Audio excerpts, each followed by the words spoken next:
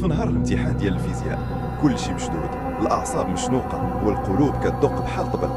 انا سفيان عندي 18 عام، وهذه اول مره نحس ان شي حاجه ماشي طبيعيه واقعه وسط القسم. فاش دخلت الاستاذه اللي غادي تراقبنا صمت نزل على القاعه بحال غبره ثقيله. كان عندها نظره غريبه، بروده في العينين، وما كتمشيش عادي، بحال رجليها ما كيتلامسوش مع الارض. بديت نحس ببروده في ظهري وشي احساس كيقول لي راه هادي ماشي بنادم. المهم جلسات قدامي وبدا الامتحان. كل مره كنت نحاول نغش ولا نرجع نراجع مع صحابي كنلقاها كتشوفني بواحد الطريقه اللي كتجمد الدم، ما كتهضرش غير كتشوف.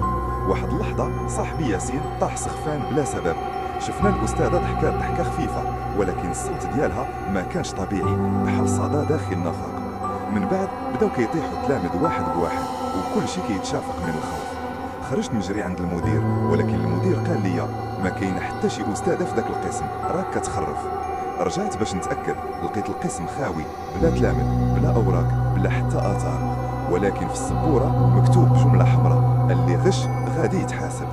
من داك النهار حياتي تبدلات، كل ليله كنشوفها في الحلم وكل مره كتقرب اكثر. واش فاش كتوقع لينا مواقف غريبه في حياتنا كنكونوا فعلا وسط عالم خارق ولا عقلنا كيلعب بينا؟ اذا عجبتك القصه ما تنساش دير لايك وابوني في القناه، حيت الجاي مرعب اكثر.